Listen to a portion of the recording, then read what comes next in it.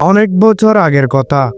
বাংলাদেশ এক ছোট্ট গ্রামে থাকতো এক দরিদ্র কৃষক, নাম ছিল তার রফিক।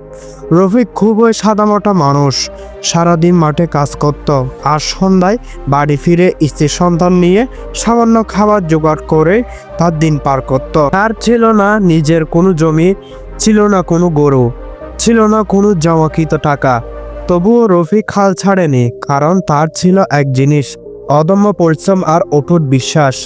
গ্রামে অনেকে রফিককে নিয়ে হাসাহাসি করত, বলতো এই লোক কতদিন পরিশ্রম করবে, কিছু তো বদলায় না, ওর জীবনও বদলাবে না। কিন্তু রফিক এইসব কথা কখনো কানে নেয়নি, শুধু বলতো আল্লাহ পরিশ্রমী মানুষকে ফাঁকি দেয় না, আজ না হোক কাল আমার দিন আসবে। প্রতিদিন সূর্য ওঠার আগে রফিক মাঠে চলে যেত। যখন অন্যরা বিশ্রাম নিত, তখন সে গাছের ছায়ায় বসে ভাবত কিভাবে ফসল আরো বেশি ভালো হবে, কিভাবে মাটি আরো উর্বর হবে। ধীরে ধীরে সে ছোট্ট একটা জমি ভাড়া নিয়ে নিজের মতো করে কাজ করা শুরু করলো।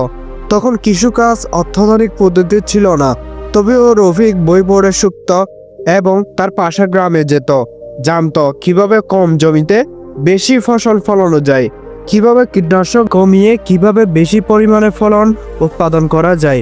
সবাই যখন আগের মতো কাজ করত, তখন রফিক নতুন কিছু করার চেষ্টা করে।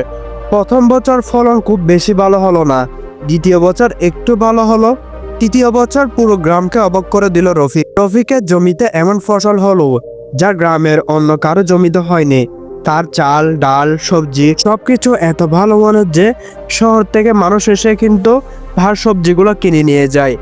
তারা একসময় বলতো রফিক এত পরিশ্রম কিভাবে করে। তারা এখন বলছে ভাই আমাদের একটু শেখাও কিভাবে করো। কিন্তু রফিক কাউকে কিছু না বলে অনেকে কিন্তু সাহায্য করতে লাগলো। কারো জমিতে চাষ করে দিল, কারোর জন্য বীজ কিনে দিল, আবার কারো সন্তানকে স্কুলে ভর্তি করিয়ে দিল।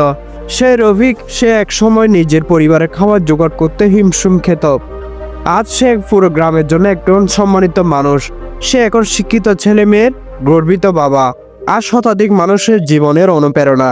রফিকের জীবন আমাদের একটি বড় শিক্ষা দেয়, যদি তুমি পরিশ্রম করো ফল একদিন আসবে। যদি তুমি লক্ষ্য ঠিক রাখো, তবে অন্যের কথা তোমাকে আটকাতে পারবে না। আজ যদি তোমার কাছে কিছু না থাকে, তবুও হতাশ হওয়ার কিছুই নেই, কারণ আগামীকাল হয়তো তোমার কাছে সবাই শিখতে চাইবে। হয়তো আজ কেউ তোমাকে দেখছে না, তোমার ঘাম, তোমার সংগ্রাম, তোমার চেষ্টা সবার চোখের আড়ালে, কিন্তু বিশ্বাস করো একদিন সবাই দেখবে। সাফল্য হঠাৎ করে আসে না, সাফল্য তৈরি করে নিতে হয় প্রতিদিন পরিশ্রম আর ধৈর্যের মধ্য দিয়ে।